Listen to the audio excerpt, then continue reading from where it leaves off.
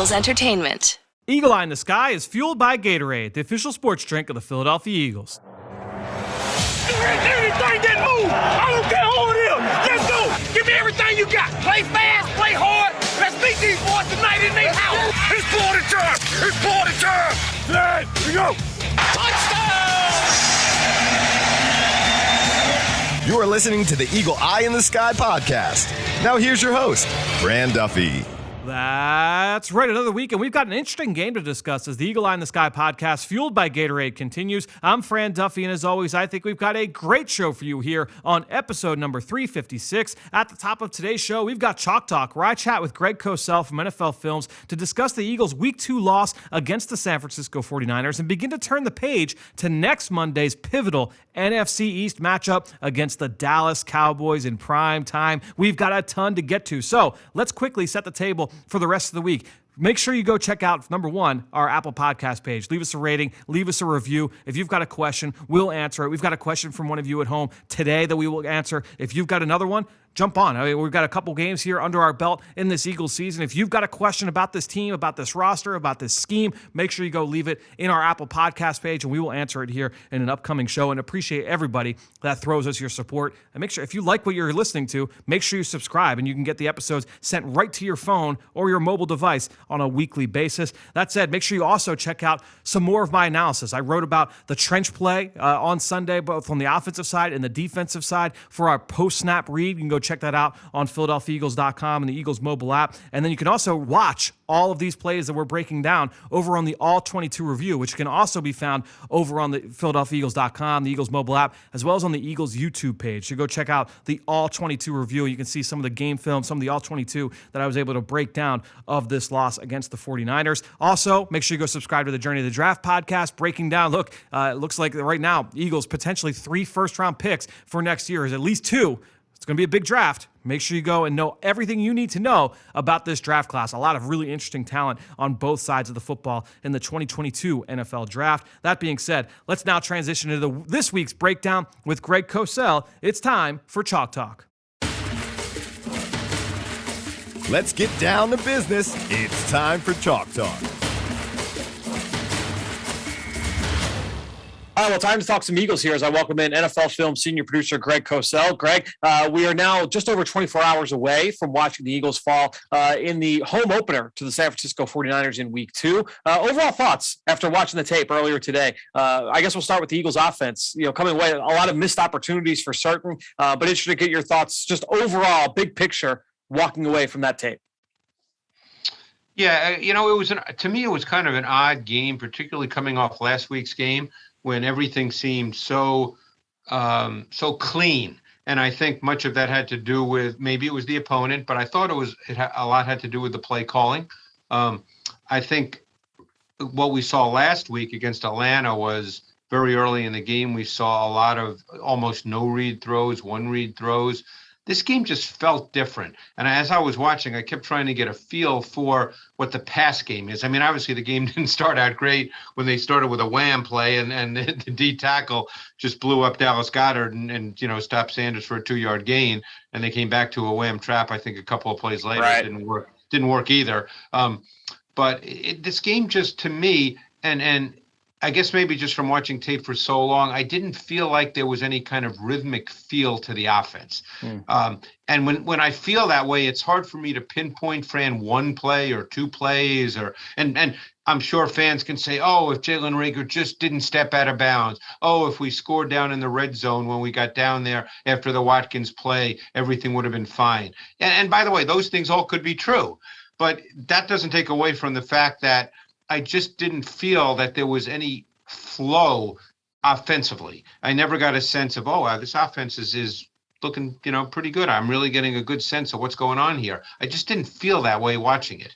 And I think that part of that is kind of like the risk reward of being a little bit more aggressive. And I shouldn't even say a little bit more. I mean, last week in Week 1, the Eagles had they averaged 3.6 yards, in terms of average depth of target for Jalen Hurts. That was the lowest in the NFL. Week 2, that jumped up to 15.5, which was the highest in the NFL. And not only that, Greg, I was talking about this with Ben Fennell earlier.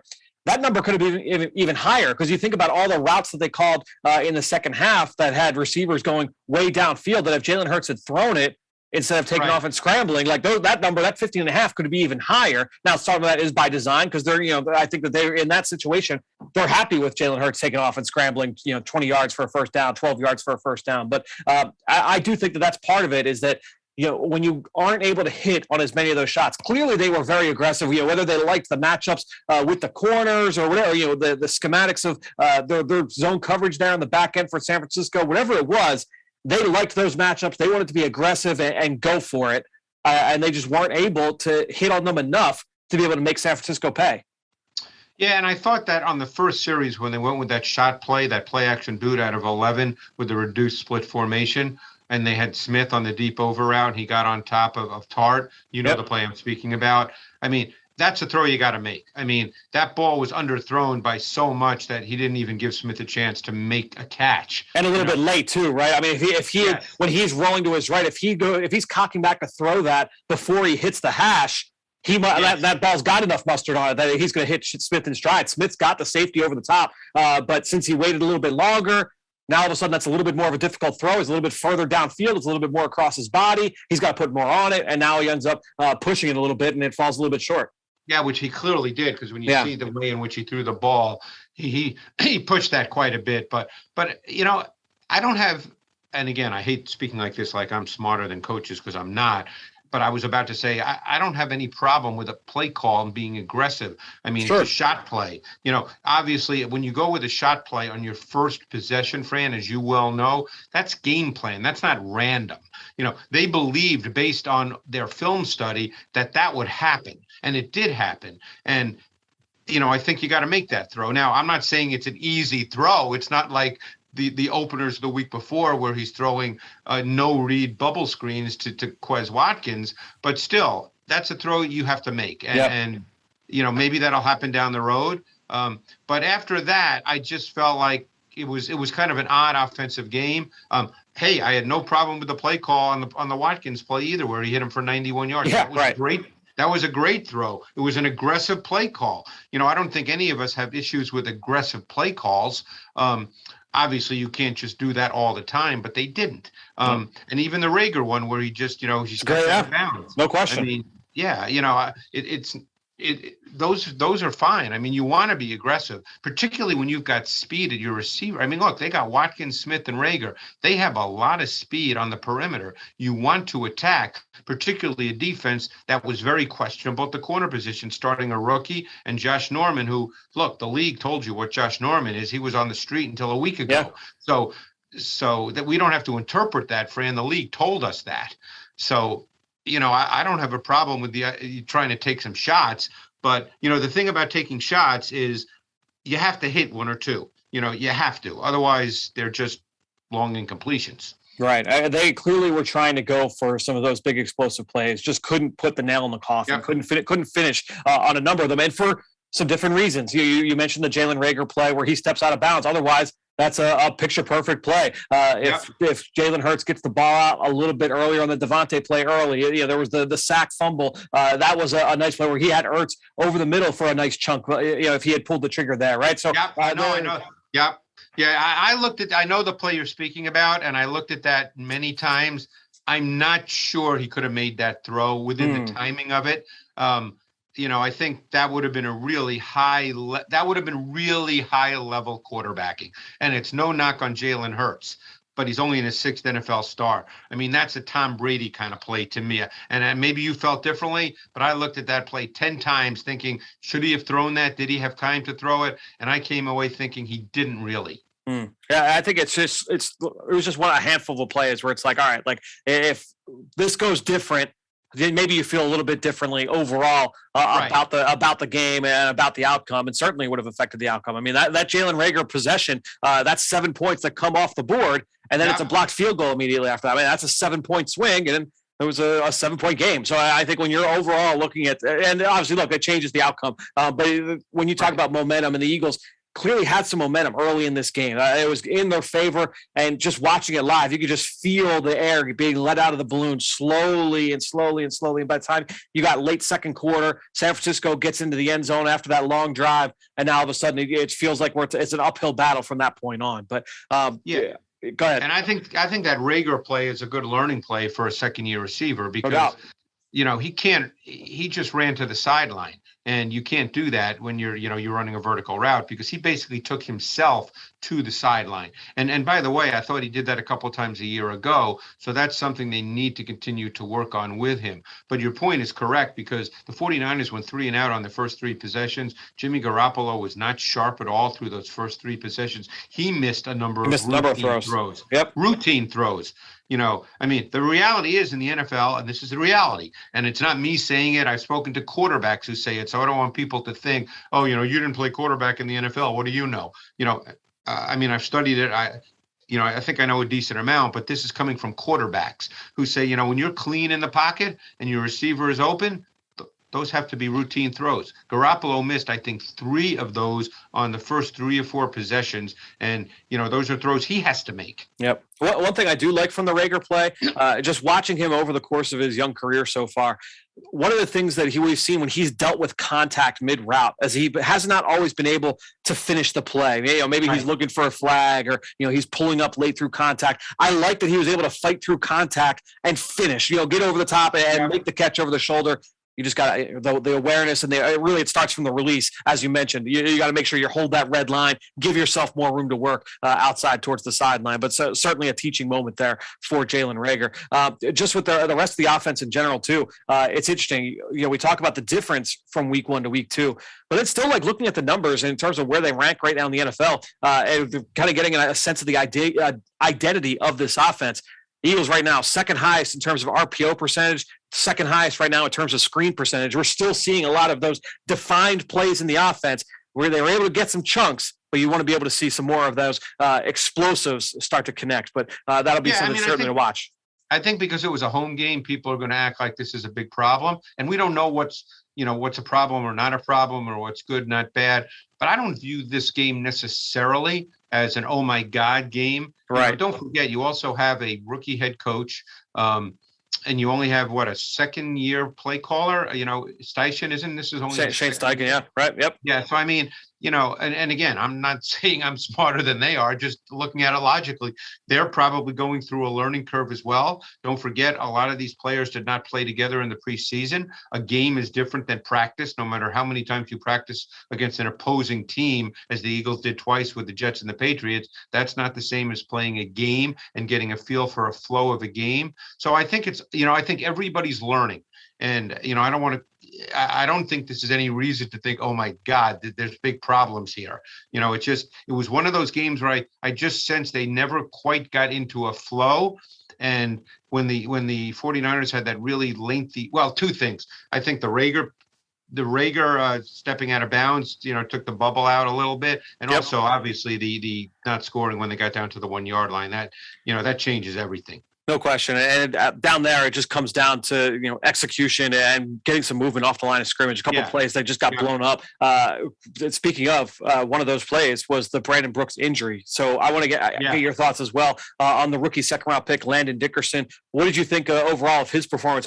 Obviously kind of getting thrust in there at right guard. Thoughts on how he performed in his first NFL action?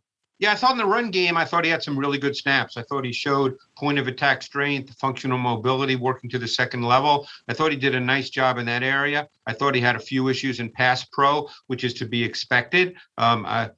Even though he played at Alabama, it's still college football. And I think that maybe just the speed with which things happen with pass rush at this level, particularly, I think there was a stun or two where he just didn't seem quite aware. And I think, these are things that'll come with practice. He's going, I assume, Fran, he's now the starter at right guard. He was a second round pick. And if he's healthy, he's going to play, I assume. That would be my assumption. Yeah.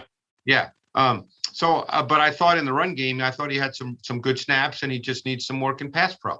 What did you think of one of the matchups we talked about coming into this game against the 49ers was Jordan Mailata, a big test going up against Nick Bosa and Arik Armstead. Overall thoughts on the left tackle's performance in this one? I thought it was kind of how we discussed it last week in terms of, look, this is two great talents. You're not going to pitch a shutout against Bosa. I thought he had a couple nice reps against Mailata, but overall, not outclassed in the slightest. I thought Mailata had a handful of really good reps in pass pro as well. I have to tell you something. I thought he played better this week than he did last week. I would agree. Yep. I would agree. I thought that he just, to me, what stood out to me, and I'm not an offensive line guru. So, again, I things I don't know, I just like to qualify occasionally. Know what you don't know, Greg. Know what you don't know. Right. I thought that he played with much better balance. I thought he played with better knee bend. And because he's a big man, there are times when he straightens up, just because when you're 6'8", you straighten up. I mean, you're 6'8". I thought he played with much better knee bend, therefore much better balance, and therefore he played with more power. And when I say power, I don't mean he was throwing people around.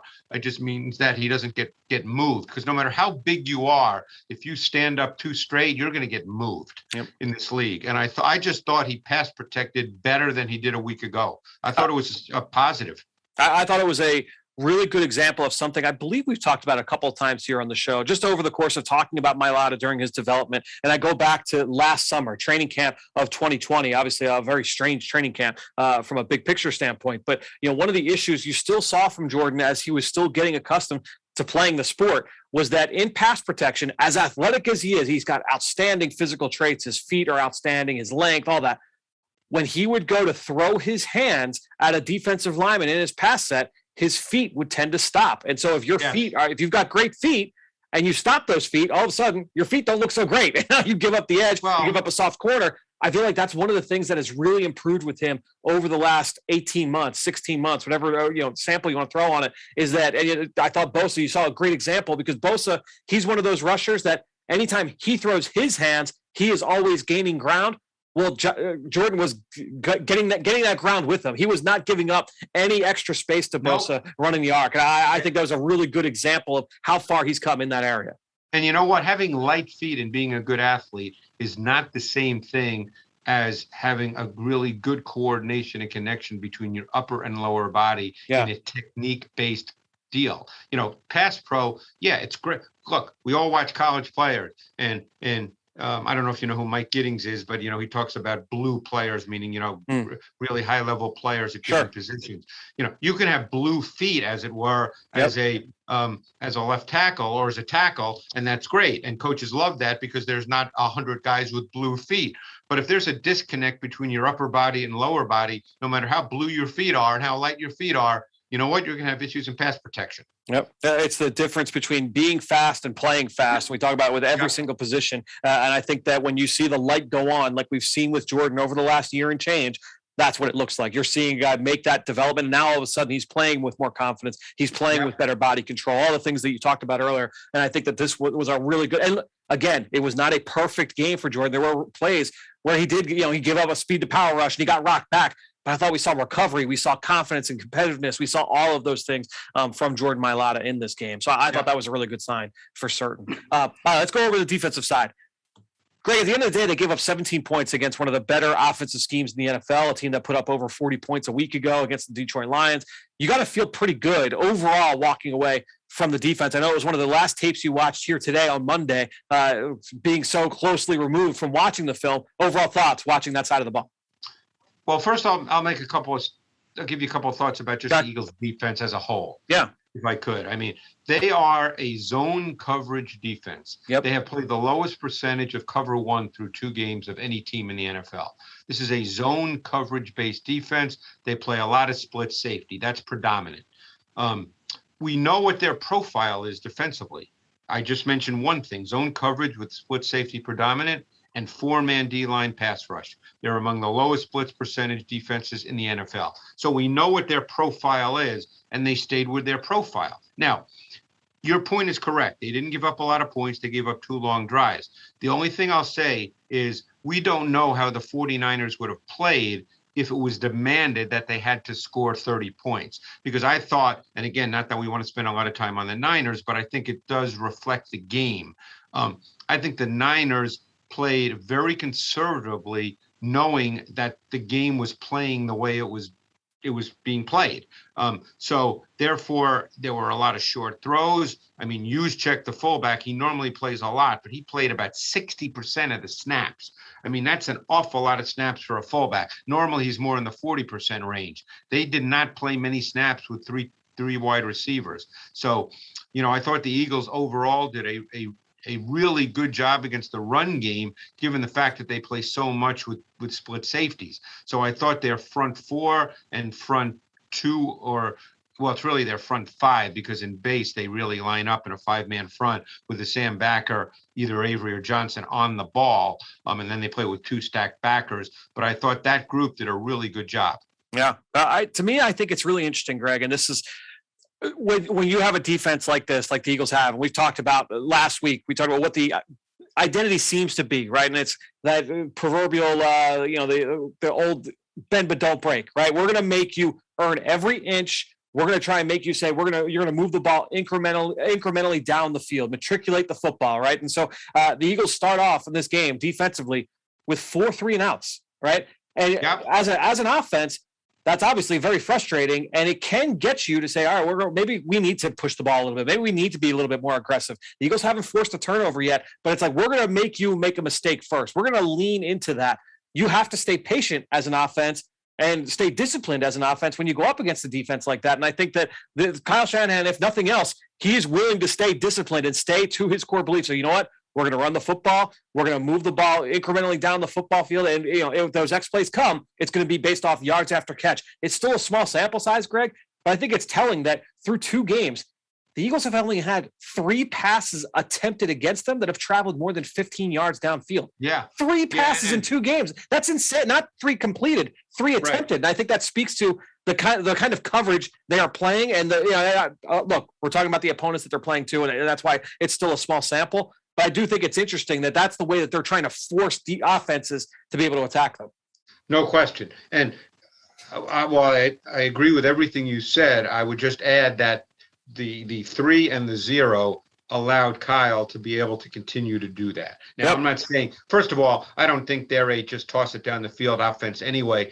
They're more of a schemed offense where the bigger plays come run after catch, as we saw on the 40-yarder late in the second quarter, which, by the way, was an unbelievable throw. That was Garoppolo's best throw of the day, without question. Without question. But I mean, that's how the Niners offense is built. But I think both Shanahan and Garoppolo deserve credit for staying methodical and patient. But the 3 and the 0 allowed them to stay methodical and patient. And that's why, and that's what makes that first half and some of those missed opportunities hurt, right? Is that, if you're able to connect on that Devontae Smith deep ball in the opening drive, if Jalen Reagor stays in bounds on the deep ball down the right sideline, right? Like now, that's a different. It almost is like what the game was last week in reverse, where the Eagles, they fall down.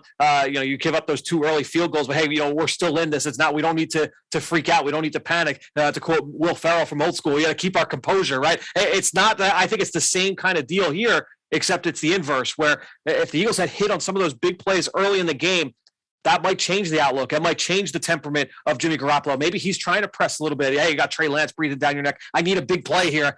Maybe now I'm forcing the issue. But, obviously that's not the way the game went. No, exactly. But I thought, look, I don't have anything really to add to your point, because I think that's the whole concept of what Jonathan Gannon is trying to do. Yeah. And the idea that, hey, if the opponent can go 12 plays, whatever, 97 yards, or 16 plays, 92, whatever those drives were, I think that's what it was, 12 and 97, 16 and 92. On a certain level, you've got to tip your hat to the opponent, but that's, but if the Eagles were scoring, the whole mindset of building a long drive changes. Yep. And that's, and I think that was the issue in this game, is that the Eagles could not score. Yeah, that was what certainly changed the dynamic there a little bit. And there were some special teams plays you could throw in there as well, where whether it was the plus territory punt that goes into the end zone for the punt team, or the punt return team getting a couple kicks down inside the 10. I mean, that in a game like that, that certainly matters. That hidden yardage makes a difference. The other big play that was on this 16-play, 92-yard second half touchdown drive, and I'm curious your thought, was it was the 15-yarder on 3rd and 7 to Samuel, because that kept the drive alive. Yeah. And And I mean, it was a high-low concept, but it was really well timed because I did not think that Harris played it badly as the closing quarter safety, No. but the ball just got there. Garoppolo timed it beautifully because it was a high-low, and he hit Samuel right on his bender, right when he got past the linebacker. I can't remember whether it was Wilson or Singleton. I think it might have been Singleton. Yeah, I think it was Singleton. Yeah, I think it was Singleton, who did a good job. He actually took away a couple throws in zone coverage in this game, I thought, or forced some check downs or forced a tough throw from Garoppolo. But that one, there was a great call against the coverage, and they attacked it for certain. All right, let's get into this game here against Dallas. Now, I think it's really Cowboys week, Fran. It's Cowboys week. It's Cowboys week, and look, this Dallas offense, I think a lot of people have a certain vision of what this is, and the vision that we saw a year ago when Dak Prescott was healthy, and the vision we saw in Week 1 against the Bucs, that was kind of the same. And then you go back to 2019 and beyond, and maybe what we saw just this year in Week 2, more run focus, where I think it's kind of interesting to see kind of the two identities here of this Cowboys offense. You and I talked pre-show. We feel like the one we saw last week against the Chargers might be more of what we can expect on Monday night here in Week 3. Yeah, I mean, let's just go over a couple of things really quickly without making this, a whole lecture.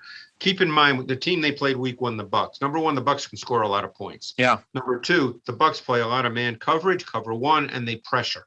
So the Cowboys, I guarantee, felt that they had to match them TD for TD, which means you got to throw the ball because percentage-wise, the explosive plays come out of the passing game. And they probably felt, hey, this was before Gallup got hurt. So they probably felt like, hey, we got 3 really good wideouts. You know what? If we have to throw against man coverage, we got 3 pretty damn good receivers. We can throw the football. And the other factor that's involved there, who had the best run defense in the NFL a year ago? The Tampa Bay Bucs. Yeah, that's right. So that was a game where I guarantee for those 3 reasons, they felt like, hey, this has to be a throw ball game. Yeah. Last week, they played a Chargers defense. By the way, Brandon Staley, somewhat similar to Jonathan Gannon. Yep. As you probably know, they're very close friends. They both believe in playing a lot of split safety. We saw the Chargers play a lot of split safety as a foundation. When the 2 safeties are back removed from the ball at least 8, 10, 12 yards, you line up and you run the ball. And I think the Cowboys went into that game feeling like, hey, this is what we need to do. Then they got up 14-0. And I think the score in that game also enhanced that belief. So therefore, they ran the football. Prescott only had 29 pass attempts, 29 dropbacks, I should say, because he was sacked twice. And Pollard and Z combined for 29 rushes. So they were extremely balanced in this game. And I think it was the nature of the opponent. And my strong feeling is, unless Jonathan Gannon were to change entirely what he's done the first 2 games, you're going to see the Cowboys try to run the football this week. Yeah, I mean, look, against the San Francisco 49ers, a team that we know that everything is based on the zone stretch run game. Cowboys not exactly based on zone stretch, but if they want to attack the football attack the defenses with the ground, they're going to play those split safety looks. The Eagles stayed disciplined. They kept that safety back. They played with a 2-high shell. No reason to think that's going to change here this week. Now, it'll be interesting to see who's going to get a lot more snaps this week, beginning in practice with the unfortunate injury to Brandon Graham, because obviously that changes everything on their front. I mean, Hargrave has been phenomenal. I thought Fletcher Cox had some really good snaps this week. I thought they had to play the rookie Jackson a meaningful number of snaps, and no knock on him, but I didn't quite think he was ready for that in this given game. Now, maybe with a week of practice, maybe, getting more reps and maybe he's more ready to go this week. But obviously that changes their whole rotation. Yep. And it's important to note for our listeners that, obviously both guys, all these guys have DE next to their name in the depth chart, but you have to keep in mind in these different looks and these different fronts, these guys wear some different hats. Josh Sweat and Derek Barnett, they're spending a little bit more time out in the edge, right? But when they go into these 5-down looks, you're typically seeing Brandon Graham. He would slide inside as a 4-eye technique. And the guys that have been playing in that spot, it's been more Ryan Kerrigan, Fletcher Cox, Milton Williams. So who is going to get those reps from Brandon Graham? That's one question. And then when they're in nickel and it's a 4-down front, who's going to get those looks? Is that going to be Josh Sweat? Is that going to be Ryan Kerrigan? Is that going to be Teron Jackson? So I think that's kind of an interesting way to look at it. It's not who is going to replace Brandon Graham across the board, but I think as a group, we're going to see those guys kind of chip in different ways. Ideally, you're looking at, look, Josh Sweat, they just gave him the big deal this past weekend. You would think he would be the guy that would get more of a lion's share of those snaps. But again, I think that's important to note. For people that look just at the snap counts on Sunday night or Monday morning, those guys get used in different ways based on the personnel packages. So if the Eagles play more base, which they've played the second most base snaps of any defense in the NFL, I think that's part of who they've played so far through 2 games, but they've played a lot of base defense. That's going to look a little bit different than if they're in their nickel. No question. And we don't know exactly how it's going to play out yet. We're speaking on Monday night. And we just don't know now what the rotation will be. Yep. Who's going to get more snaps? Look, Milton Williams can play snaps outside too. He did that in college. Right. I think he's more than capable of that. So we'll see how they go about doing this. Yeah, that's a really good point. The matchups in the trenches. I mean, I'm interested to get your thoughts on what you've seen so far from some of these guys for Dallas. Tyron Smith, healthy, and looks like Tyron Smith for the first time, honestly, in a few years, Greg. This is the best that I've seen him look here in a couple of seasons. Connor Williams now, it was a year 3 or year 4 for him at left guard. Tyler Biadish is the center, second-year guy out of Wisconsin. Zach Martin, he's healthy now, and he looks like his normal self. Lyle Collins did not play this past week, and Terence Steele, the second-year tackle, former undrafted free agent, had a rough year last year as a rookie. I thought he looked pretty good this past week against the Chargers. I thought, and I'm being totally honest, I mean, I remember, obviously I remember seeing him last year, and quite honestly, I thought he was... It was rough. It was rough last year. Yeah, no doubt. Yeah. I thought in this game, you could almost say there were times he was truly dominant. There was one block on an 8-yard run by Zeke where it was Tillery too, where that was as good as it gets. Do you remember that run? Yeah, I mean, this guy, he's a big boy. He came from Texas Tech, where obviously they're not known for these kind of blocks. He's blocking down. Right. But I'll tell you what, that's a large man, and he can move people for sure. And I thought in the run game, he was really, really good consistently. I thought in the pass game, he was much improved from a year ago. Had 1 or 2 snaps in pass protection, that I'm sure he'd like to have back, but they weren't horrendous. They just weren't really good. But in the run game, man, I thought he was something to behold. I mean, most of their big runs came to the right side of their offensive line. Yep. Yeah, I think that'll certainly be interesting to watch if he's the one that's in there again, just against, obviously, because that's where Brandon Graham has typically lined up in the past. Who's going to match up against Terence Steele? We know Zach Martin. We know Tyron Smith. The matchups there with Hargrave and Cox on the interior against Williams, Biadish on that side, the center-left guard duo there. Greg, I mean, Hargrave, again, was just dominant this past week. Cox he looks like Fletcher Cox. I struggle to think that there's a better D-tackle pair in the NFL right now playing the way that these two are playing right now. Yeah, they're playing really well. I mean, it shows up. Like I said, I think that front group, and it's really a front 5 and then 2 stack backers. I think they're playing really well. Don't forget they just played a really tough run game. Yeah. And they really did a good. I mean, obviously Hasty broke the 21-yarder late, and the game at that point had a whole different feel to it. But for the most part, they did a really good job. But they'll be up against another tough run game this week. I mean, I thought Zeke actually looked good last week. I know people have been down on him. Obviously because of Pollard having the 21 snaps and 16 touches and going 13 for 108 in the run game. People are talking about Pollard, who does have more pure juice than Zeke, but he's always had more pure juice than Zeke. But I thought Zeke looked pretty good. Pollard certainly got some juice. He gets the top speed fast, and Zeke went. Look, he get him going. I mean, he had a couple where he was shot out of a cannon, and he runs hard, man. I mean, he still does that for certain. When you look at him, certainly coming downhill at you, and they do a couple different things in the run game. Real quick, just talking about these receivers. CeeDee Lamb, I know he's had some drops issues so far, but this is a guy that shows the ability to get open. That one route he ran, I know you saw it. It was the top of the screen. His 12 personnel said they motioned out. They knew they had the isolation at the top. And you're talking about where they were 12 closed, twins to the field. Twins to the field. He ran that little post corner route against Asante Samuel. Oh, I rewound that bad boy like 7, 8, 9 times. It was a hell of a route. Well, it's funny you say that because that's a big trend I've noticed in the league this year is more 12 closed twins to the field because you pretty much guarantee one-on-one with the outside receiver. I was going to say, take us through when you say 12 closed the twins to the field. What is that? Explain that to the listeners. So what it is you line up with 2 tight ends and 1 back. And the 2 tight ends are to the short side of the field. They're both attached to the formation. So they're So the boundary is closed. There's no receiver outside of them. So they're attached to the formation. So that means it's a closed side of the formation, and that's to the short side of the field to the boundary. Then on the field side, the wide side, you've got 2 wide receivers. So we call that twins to the field. And they can have any number of splits. You can do whatever you want. But if you widen them out a bit, in other words, if the outside receiver is outside the numbers and the slot receiver is a little closer to the formation in a true slot, what you almost always get, is you get that outside receiver. If he stays outside the numbers, it's just one-on-one with the corner. Yep, it's that's what that was. That's all it becomes. And if it's zone, you can take care of the underneath coverage with your back going that way. So it just becomes one-on-one. And that's what that play was. And Lamb ran a great route. But I've seen that more and more in the league this year, to the point where I feel like it's a big trend.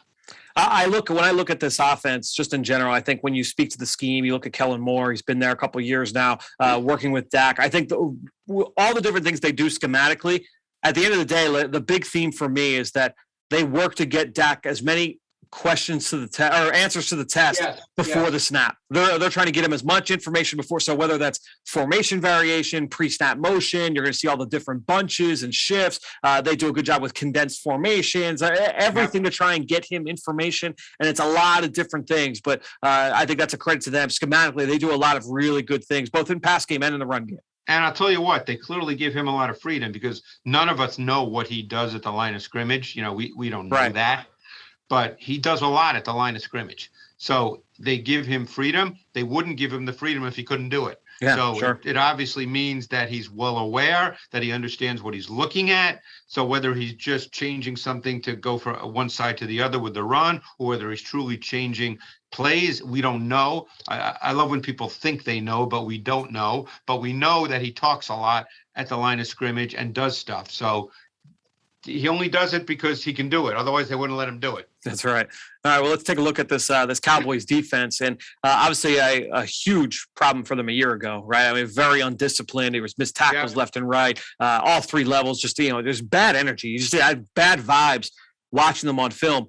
I know from talking to you that and just from watching the film, a little bit different here this year. It's a little bit of a different feel watching this unit on this side of the ball. I watched him week 1, obviously, against the Bucs, and you probably did too. And, look, it's Brady, and he's so good. And, it's notice certain things, but you kind of come away going, Brady made some ridiculous throws. Right. But then I watch him this week, and I'm watching him, and I'm just going, boy, this defense has a lot of speed. They are playing fast. They're active. I mean, everything to me just looks different. And it's Dan Quinn, who's the D coordinator. And for those who really have followed the NFL for a number of years, might remember Dan Quinn was the original defensive coordinator for the Legion of Boom, where they played cover 3. They were pretty static, but they had Chancellor as the big-time box safety. They had the best free safety in the game in Earl Thomas, and they could get to the quarterback. I mean, they just had players.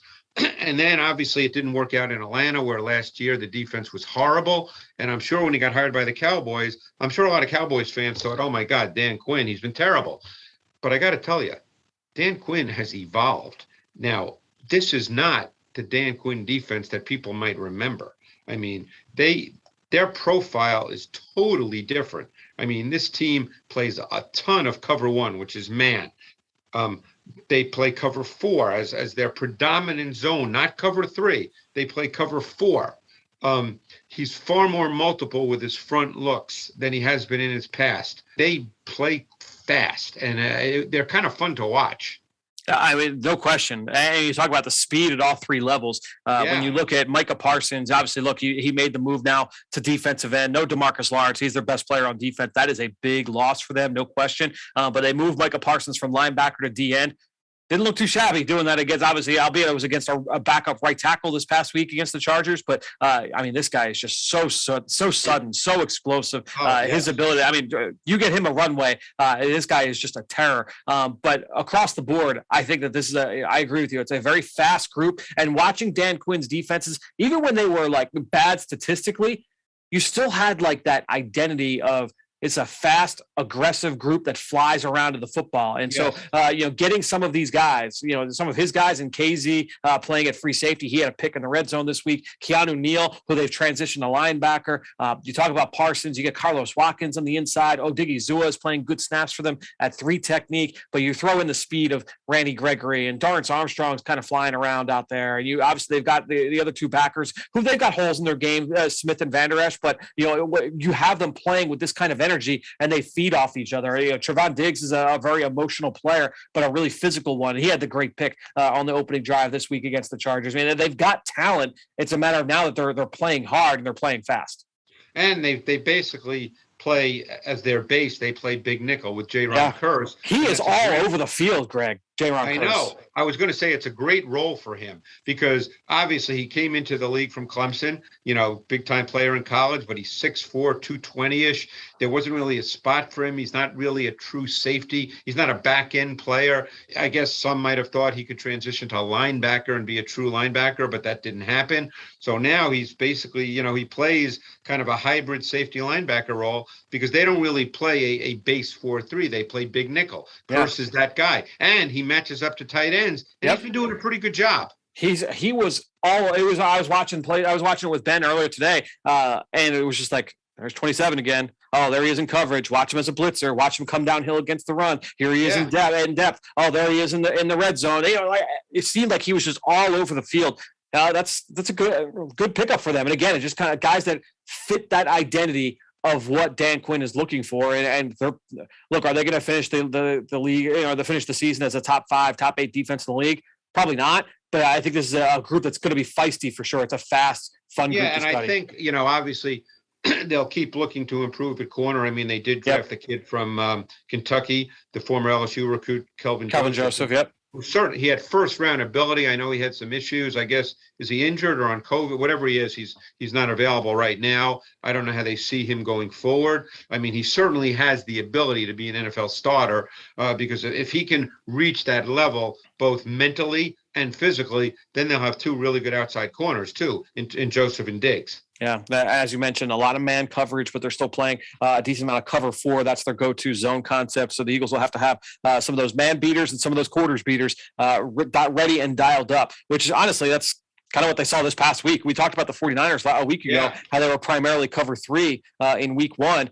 They switched things up to Miko Ryans, and they saw a lot more quarters and honestly, there were some really good quarters reps of the DBs passing things off in the back end by San Francisco. Oh, no, there were a couple of really good ones. Yeah, honestly, there was the deep post to Rager that the safety came over and played it over the top. That was perfectly executed. Quarters beater because what they did is they ran the 2-man route concept with the post by the outside and then the kind of the out route by number 2, and I'm sure based on their film study, they measured the out route, so they thought that the safety would jump it, and they get Rager, versus the outside leverage corner. But the 49ers played it really well. Yeah, so a lot of the same coverages they saw last week against San Francisco. If things hold true, they should see some of those same ones on Monday night. Well, Greg, this should be a fun game. I'm excited. Obviously, Eagles Cowboys always interesting. Typically, these 2 teams will get at least one primetime showing this year. This time, it's on Monday Night Football. We'll be excited to break it all down next week right here on the Eagle Eye in the Sky podcast, fueled by Gatorade. Thanks, Fran. Appreciate it.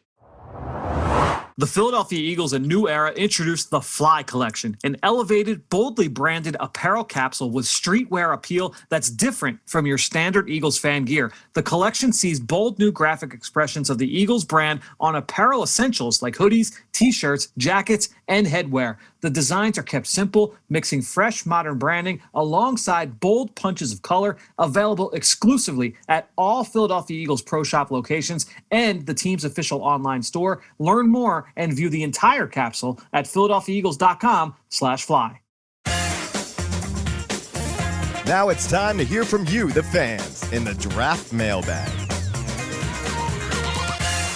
So great stuff there from Greg, who you can follow on Twitter, just like I do, at Greg Cosell. And while you're at it, I'm at Eagles XOs. That's where I post all the podcasts I'm a part of and all of our X's and O's content that we produce here at Eagles Entertainment. And you know how much I appreciate everybody that promotes this podcast on social media. That is one way to support the show. But the best way is to go into Apple Podcasts or Stitcher, leave us a rating and leave us a comment. I want to give a shout out today to someone who did exactly that. Michael J. left a 5-star review saying, I was surprised that Alex Singleton only played in the nickel and dime back in week 1. My impression from last year was that he excelled defending the run. Does this mean that it is likely that Singleton will mainly be dropping back in zone coverage this season?